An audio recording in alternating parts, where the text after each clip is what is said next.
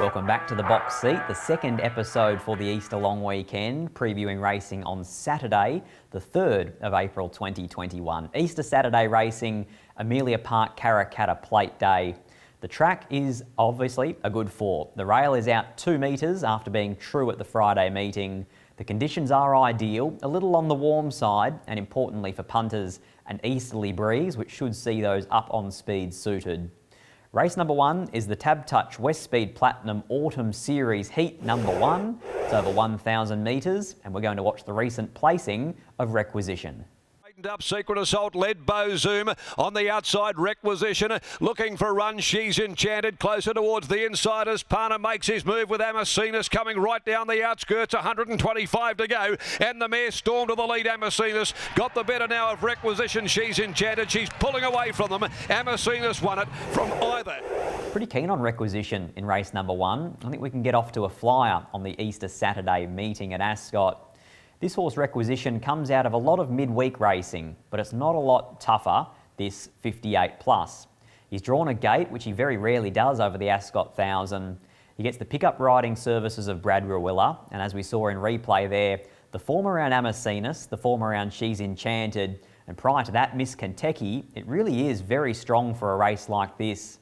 He's a 1,000-metre horse in a 1,000-metre race where a lot of rivals aren't really 1,000-metre types. So I'm pretty keen on him here from an inside draw. I think he's one of the best bets on the program. Race 1, number 4, Requisition. Number 2, Due West, on the fresh side, almost 3 months between runs. Drawn the inside gate with William Pike. She has proven herself previously off a 3-month gap. She is proven with weight, and I think here she's the legitimate danger to Requisition.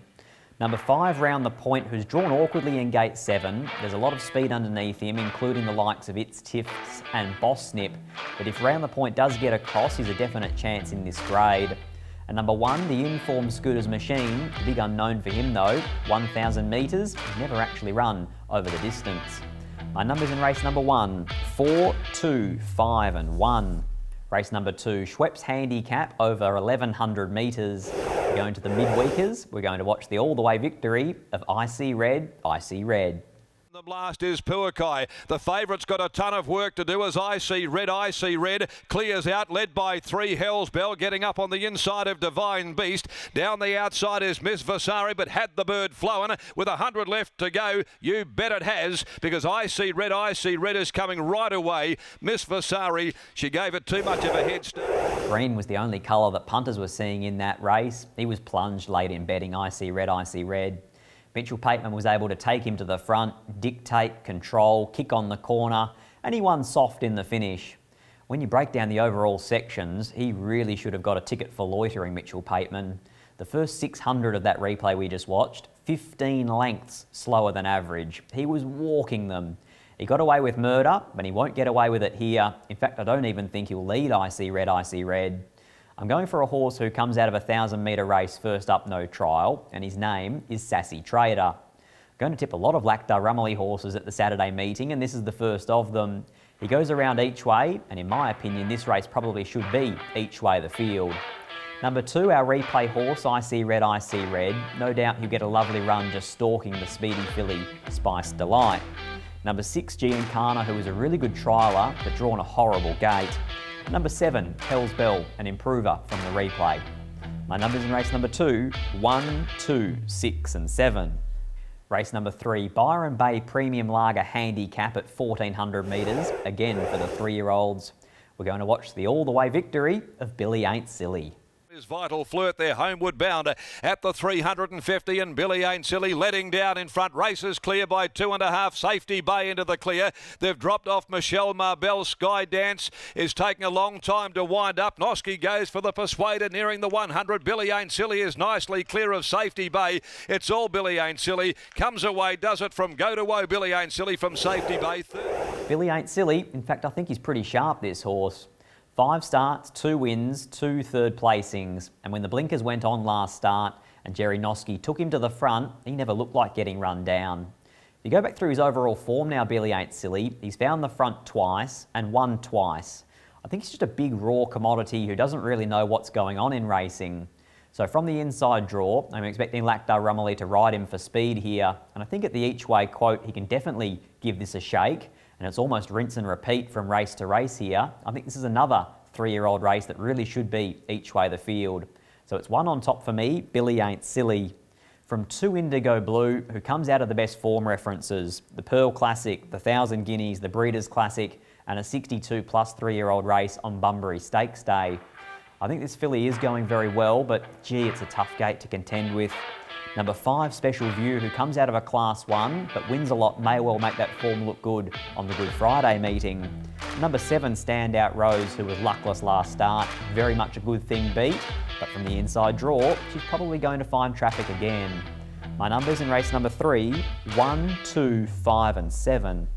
Race number 4, Amelia Park Lamb Handicap, over 1200 metres.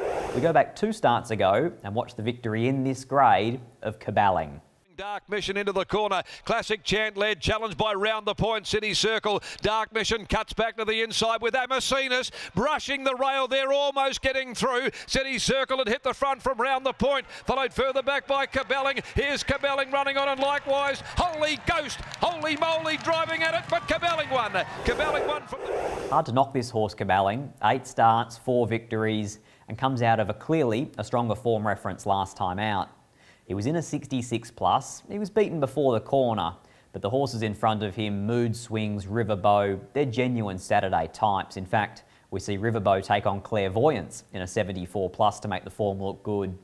He comes back in grade, he goes up in trip. He draws a nice gate here, and he's definitely a winning chance, and in fact, he probably goes around favourite.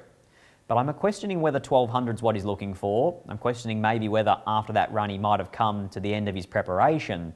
I then look at the second favourite, Amelia's Contraire, who's drawn a wide gate, likely to get back on a day that's probably not going to suit back markers. So I thought we could search for a bit of a result here in race number 4, and I landed on number 5, Denim Pack. The winning strike rate, not very flash, but the strike rate with Lactar Rumley aboard, very, very good. 5 rides Lucky's had on Mike Santich's horse, 2 wins, 2 minors. They team up very well. The first up run doesn't read that well on paper, but the final 600 was the same as Amacinas. Going to tip this horse at double figure odds, number 5, Denim Pack. From 1, Caballing, and 3, Amelia's Contraire. Next best, number 7, the on-speed mare in Glasgow Girl. But in a race that I thought could throw up a result, I went 5, 1, 3 and 7. Race number 5 is the Amelia Park Lodge Handicap, a 74 plus 1100. And this race is going to get nationwide and international attention. It's the return of Clairvoyance. This was her recent 400 metre jump out. Racing. Clairvoyance began on terms with the leaders, also showing speed is Kandaka. Nearer the inside, I'm a Blue Blood, Bring One Home, and just off them is Excerpt.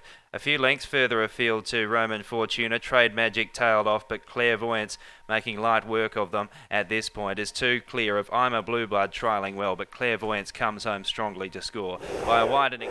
Not sure I've ever seen a 400 metre jump out quite that impressive. The way that she goes through her gears is so seamless and impressive. She seems to be floating on air the way that she gallops. The overall time for the 400 metre jump out, the fastest we've seen in recent history. She's going to be all the rage. I'm thinking she's probably a 2s on at best, $1.50. She should be able to come across, sit outside of Zeeble, put paid to him at the top of the straight. She's a filly on the rise and definitely should remain undefeated, 5 from 5. Awfully excited to see the return of Clairvoyance. Number 8, Riverbow, who ran into Miss Kentucky last week, runs into Clairvoyance this week. This horse is flying. He's just running into very good animals. Number 5, Platinum Bullet, who is a William Pike mare. She is get back, she is run on, and probably to the eye, she doesn't have the ability to run past a Clairvoyance. Number 2, Zeeble, likely to lead them up, likely to have Clairvoyance stalking him a long way from home, and her shadow will loom large. My numbers in race number 5, 6, 8, 5 and 2. Race number 6 is the Amelia Park Beef Handicap over 1500 metres. We watched the last start impressive victory of Plateau. Then by Black Comet, homeward bound, and Bruce Almighty let loose, and he quickly dashed to the lead at the 200. Bruce Almighty shot to the front, drifted straight back to the rail. Here comes Pleto, and the mare is starting to gun the leader down for Rawilla. It's Pleto on the outside of Bruce Almighty. She's got the momentum, she's got the jockeys. Pleto has won from Bruce. Watching the race in replay, I was in two minds. Pleto was $3.50 into $1.80. She was the best horse in the race. She got the run of the race. Brad Rawilla gave her a peach, and yet she only just won over the top of Bruce Almighty. My theory is she didn't carry the weight though, so coming up in grade, down in weight is a big positive for her. William Pike picks up the ride. She draws another inside gate, and when you watch that replay, 3 back the fence, into the clear, coming to the outside, it's probably exactly the same scenario here. So I think she is the type of mare who can defy the track pattern. She's never missed the money in her life, and I don't think she will here either. Race number 6, I go 9 on top. From 6, Bruce Almighty from the same replay, not a lot between them. Also not a lot between Bruce Almighty and Tin Snip, who clashed two starts ago. And number 5, Thrilled, at only his 3rd run in WA, a big improver last start. My numbers in race number 6, 9, 6, 4 and 5. Race number 7 is the Amelia Park Wines Handicap over 1,800 metres. Impressive last start victory, Big Butter Boom. And still last is Costalante. Big Batter Boom headed for home from Eurasia. Eurasia comes again interstate. Down the outside, enduring moments, finishing full of running, and so's Beat the Bro. But Big Batter Boom kicks and shakes them off with 100 to run. Beat the Bro is starting to come quickly. It's Big Batter Boom. Beat the Bro lunging. Too late, brother. And got home Big Batter. I say last start victory for Big Butter Boom, and it is factual. But it's also 7 weeks ago now, 49 days since we last saw Roy Rogers' 4-year-old Hinchinbrook gelding. Not sure what the story is, not sure what the theory is, but Roy Rogers is someone that we generally trust as having his horses fit and ready to fire. Obviously, when I saw the 7-week gap at 1,800, I was a little bit taken aback and I was a little bit wary of this horse. But I went through the field, I noticed how many back markers there were. I came back to the fact that on Saturday, there's going to be an easterly blowing pretty much all day, which really should suit those up on speed. So time and time again, when I looked at this race, I kept coming back to Big Butter Boom. He knows how to win, he's highly progressive, and if he is fit enough, he should be winning this race. Number 2, Big Butter Boom. Number 9, Kerman Rock, a 3-year-old taking on the older horses, who steps out in trip, but does look like he's ready. Number 1, Bonneville Black, early in the campaign, only 2nd up, but a stayer going places. And number 8, Black Comet, who was a good run last start against the pattern. My numbers in race number 7, 2, 9, 1 and 8. Race number 8, it's the feature, the Group 2 Amelia Park Karaka Plate for 2021. We're going to go back, watch one of the natural lead-ups. It was for the fillies, and the fillies do dominate this marketplace. We look at the victory in the gym crack of Hoi An. Around the turn, allowing Policier to spear through. Pat's got sass, sticks on well. Ultimate Command has been joined by Policier, who rushed up on the inside to hit the lead. Further back, Be Optimistic. Safety Fuse is running on, and Hoi An is starting to get around heels now, coming with a late burst. Hoi An, Policier. Hoi An got home. Hoi An has won the gym.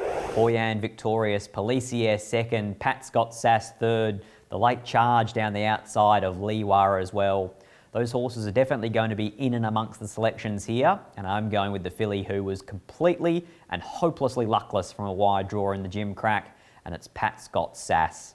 This is a huge 2-year-old filly who's drawn a much better gate. She was drawn 13, I think it was, in the gym crack. She's drawn most likely in gate number 2 on the weekend for the Karaka Plate. She should be able to punch up in behind the speed that comes from He's Gold, it comes from Ultimate Command, Storm Whisper, Heavenly Waters. There's a lot of it drawn in gates 1 through 6. So I'm thinking here that Jason Whiting, who takes over riding duties, could just poke up underneath them on Pat's Got Sass, settle in the first 4, and from there she could bully her way into the clear and make it a Karaka Plate victory. Looking forward to seeing her on the weekend. Number 15, Pat's Got Sass. Number 10, Liwa. If you're looking for a double figure play in the Karaka, I would definitely push you to this filly of Simon Miller's. She won the Supremacy, she did nothing wrong in the gym crack, and yet amazingly she goes around at double figures. Number 7, Heavenly Waters, who's my absolute blowout in the Karaka Plate after doing it tough in the gym crack. And number 4, Spin the Knife, who skipped past the Perth Stakes, has been back to trials, definitely has a bit of excitement about him. My numbers in the 2021 Amelia Park Karaka Plate: 15, 10, 7 and 4. Race number 9 is the Crown Perth Handicap over 1400 metres. We're going to go and watch the Grandstand Cup replay, and it's the third placing effort of Luke's Gold. On the course, Luke's Gold, Dig Deep has got a beautiful run inside of those, and Sammersdat comes to the outside. Luke's Gold had hit the front. Dig Deep spearing through Sammersdat. He's finishing brilliantly right down the outside with 100 left to go. It's Dig Deep, Luke's Gold coming again, and Sammersdat, but it's Dig Deep hard up against the fence. Dig Deep dug in hard.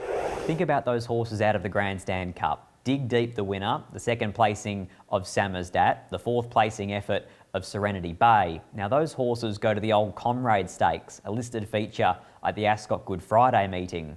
This horse, Luke's Gold, comes back to a ratings race, so it's very good placement by trainer Roy Rogers. I think here from the draw, if he can get just a little bit of cover for the first 600, he then, Chris Nicol, can pop out 3 wide, as opposed to Luke's Gold sitting 3 and 4 wide the trip, no cover, like he's done recently. He's likely to go around at $5, $6 or $7 here, so it's each way in the last. Luke's Gold for a very deserved victory. Number 3, the filly Watch Me Dance, the winner of a Champion Fillies, the winner of a Guineas, the winner of a Sire's Produce. She's the real deal, this filly. She is awfully good, and she was extremely good first up.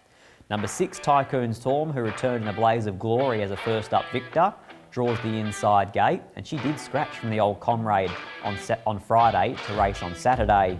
Number 11, Next Best, the Old Boy War God, who's sneaking under the radar, and whenever he gets into these 78 pluses on the minimum, he is dangerous from the right draw. My numbers in race number 9, 2, 3, 6 and 11. Best bets on the Easter Saturday program at Ascot. Bookends for me. Race 1, number 4, Requisition. Race 9, number 2, Luke's Gold. Easter Friday racing, Easter Saturday racing. Make sure you get your tickets at perthracing.com.au, and I will see you trackside.